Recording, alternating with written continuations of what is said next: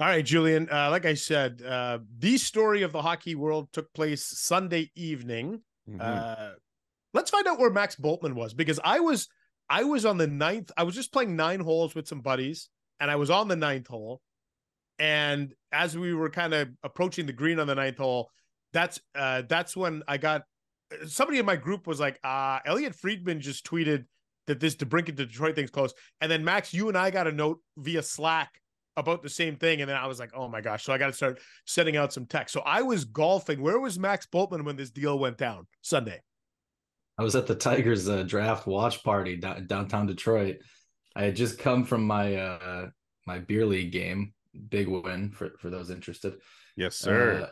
So I was at the watch party at a bar downtown. I was off this week, or was going to be off this week, and I got I have push notifications on for Elliot's tweets at this time of year. So I saw that and I was like, all right, time to head home. So got home exactly in time for the final deal to break. Sent a couple texts on my walk to my car to see what was up, and then we got to work. Yeah. And it's funny because you and I, if we can peel back the curtain a little bit for our listeners, about, I don't know, 10 days ago, you sent me a note and you're like, hey, are they going to get this done so they don't ruin our summer? Like, let's just get this deal done, Ottawa, Detroit.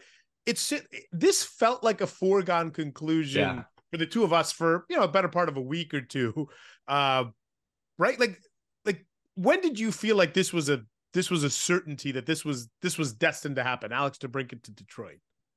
I guess probably the last few days when it resurfaced again after free agency.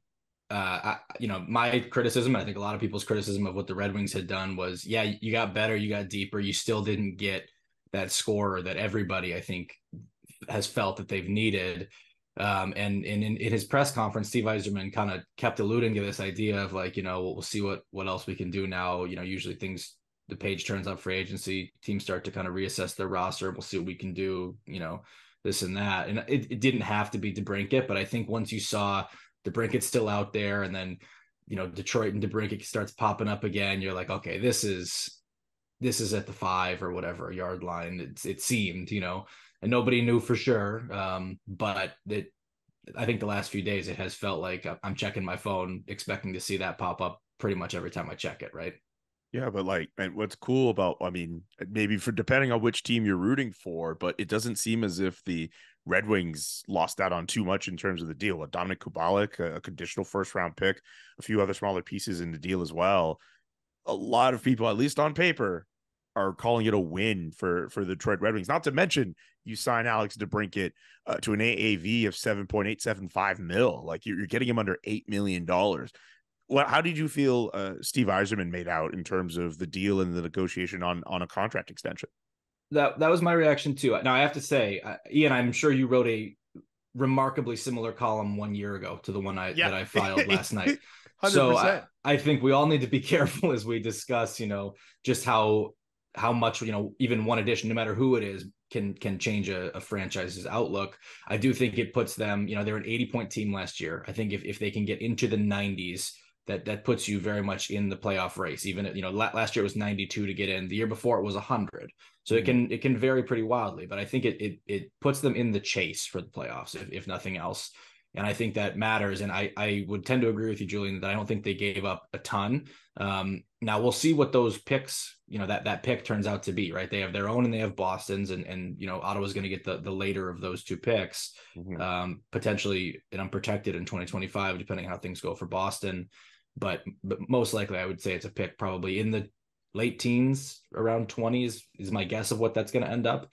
Obviously it's a tough, situation for Ottawa in terms of what they had given up for DeBrincat a year ago. But I do think there's the potential for that to be a good pick, right? If it's a 17th pick, I don't think that's a terrible outcome or something.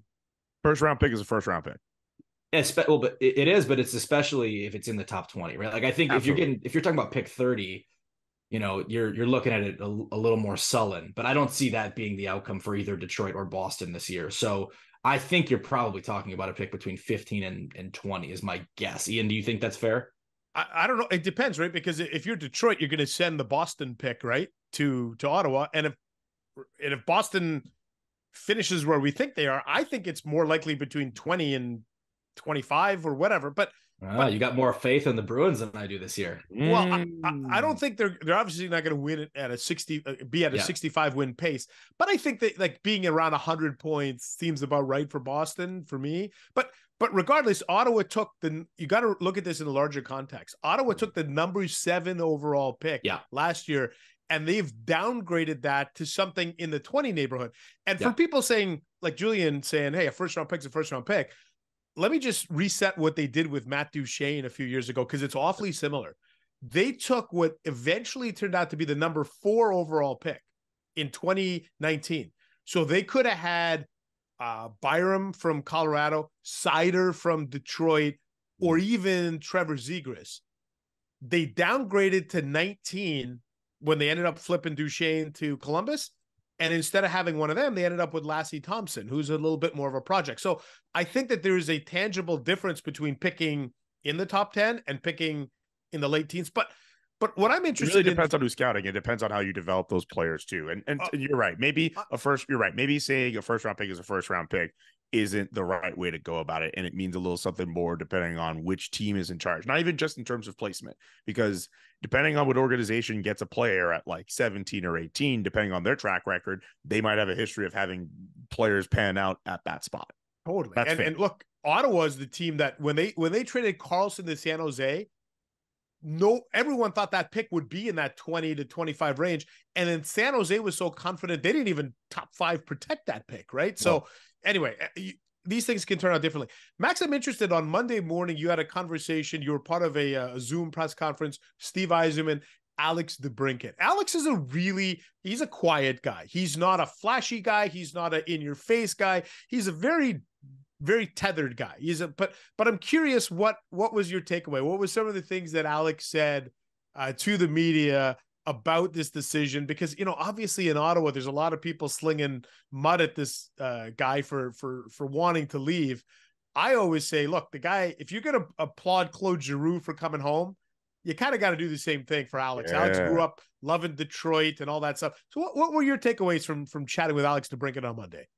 Right off the hop, he shows up in a white and teal Pistons hat, right? The throwback Pistons retro. So I think, that's probably not a coincidence. And certainly he said, I don't think anyone was happier than his parents. This was the line. They'll get to have him close by, and also he's got a young child that now will be close by to his grandparents. And so you could tell that it meant a lot to him, right? He talked about his favorite players growing up. He talked about watching the 08 Cup run.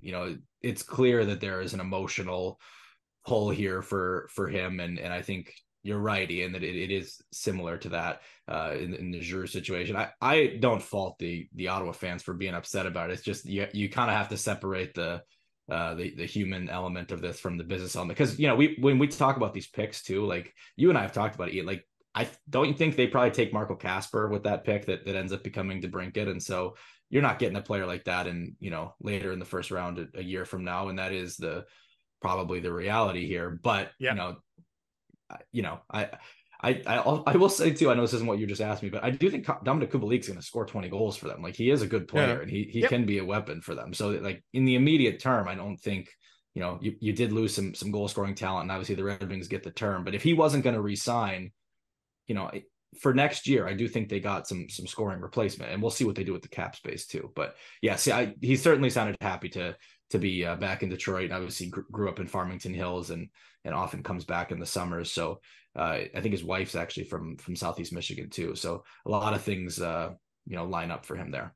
What about his favorite players? Because we're in an age now where we're seeing a lot of people that like we grew up watching when we were kids turn into general managers. And like, I wonder if like Alex DeBrincat, like you mentioned the 08 run, I wonder if he was still at a point where like he has like fond memories of like Steve Yzerman playing, and then like all of a sudden he's his general manager.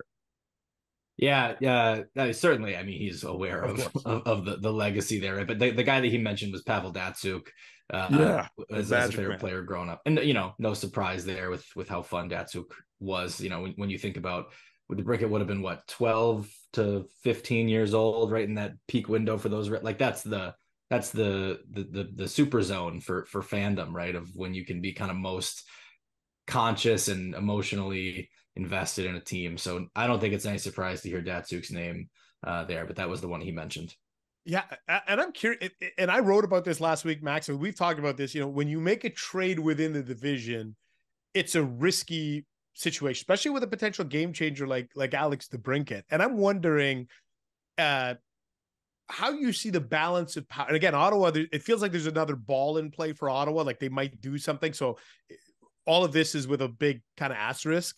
But if you were to try and power rank Ottawa, Detroit, and Buffalo, all kind of on the same path. Yeah. Where do you put these three teams now, given the DeBrincat deal?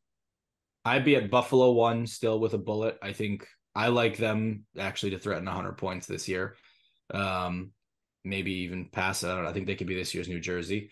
And then I think 24 hours ago, I had to put Ottawa next and then Detroit. I just think you flip those now. I think that is the kind of the DeBrincat, what is it called? A seesaw or whatever that, and I think that's kind of what this does, but they're close. I still think, both of those teams, I would expect to finish somewhere between the high 80s and low 90s. And oh boy, did that rivalry last year already sizzle. This adds a little bit of pepper to the mix, doesn't it? Well, yeah. But what I'm also wondering too, like those three teams obviously knocking at the door. I mean, look at the teams that top of that Atlantic division though. Like Tampa, until further notice, I know they play a lot of hockey over the last few years. Like you might still be able to pin them as a playoff team. Maybe not even might. I think it's a little bit more confident than that. Toronto, I know they added some guys. It's a bit wishy-washy on how people feel. Okay, they're likely going to be there too. Florida just made a cup final, and all those guys know how to win now. I know they just made it last year. Are they going to fall off? Like, I'm just wondering, like, who else? Like, I would love to see a scenario where, like, you see Buffalo, Ottawa, and Detroit, like, all making their all good teams. It's just that I'm curious about the nature of the division and how many of the teams currently at the top right now. I didn't even mention Boston. How many of the teams at the top right now are going to have to fall off for all of those teams to make it in? And I don't think we're going to see a scenario where all three of those teams, Buffalo, Ottawa, and Detroit, make the playoffs next year, or at least all at the same time, at least for another 3-4 years. And that decline at the top will probably start soon, but I think it's still going to be really tough for Buffalo, Ottawa, and Detroit to make a playoff push. But that's why I think like 100 points for Buffalo. Like I could be wrong. They could be this year's New Jersey. You could be absolutely right. But like, I think they're likely more of a wild card team than anything else. I would probably rank it Buffalo, Detroit, Ottawa. Yeah, I think that's the order for me too. My thing with some of the old powers, I know it sounds like we disagree on Boston here. I think we are underestimating though what losing potentially Bergeron and Krejci does to that. I mean, you still have. I mean, we don't know about that yet. Like, it's still kind of like the door's still open for them to come back. It is, but if they do, and I guess maybe I'm operating under the assumption that they're not back, and if that's the case, like you still have an outstanding blue line, you still have an outstanding goaltender, whether you have both of those guys or just one of them or what. And you have two of the elite wingers in the NHL. There's no doubt. But I really am a believer that you win down the middle. And if you take out two players of that caliber from a center group, I do think it can drop you considerably. We'll see. I mean, they really extended themselves making a push for last year. And we'll see if it comes back to haunt them or not. Even Tampa, I look like right now, Connor Sherry is supposed to be on the second line for that team. And like, you can move some things around, but like it suddenly becomes a much more top heavy team in Tampa. And if you get the right matchups and you feel like you can do something to that point, Kucherov combo, I'm not going to pick against Tampa. I think you'd be a fool to do it, but I'm just saying there's a lot of room for shakeup here, especially when you consider the injuries Florida comes out of that cup run with. I think the division is loaded, but it's also uncertain. Is that a fair way to put it? That's very fair. I had a great conversation in the spring with John Cooper in Ottawa. And I asked him this exact same question. I said, like, because you guys both know this, if you've ever dealt with John Cooper, just one of the great, insightful quotes in the game. And I said, Ottawa, Detroit, and Buffalo, like they're like waiting on the door. And Toronto, and Boston have been this sort of powerhouse grouping. When do you see this flipping? And he said, look, it could happen next year. And what Coop said was there's going to be one season where it's going to be pure chaos in this division, where everybody meets in the middle around 95 points. And that's going to be a lot of fun, isn't it?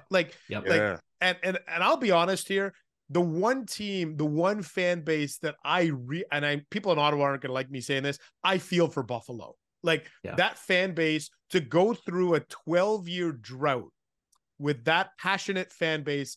They've been patient. They've been all. I want to see them make the playoffs. But I want to see Detroit and Ottawa make the playoffs because I think their fan bases have been super patient too. But I love the John Cooper theory of we're gonna get one season where everybody meets at 95 points, and that would just be so much fun. Yeah, no, I agree with you. And honestly, Montreal's not as far off as I think some people would like to believe that have just watched, Montreal was in the Stanley Cup Finals a few years ago. And, the fan bases that we write for, Ian, are like, okay, it's our turn. And Montreal's not that far behind.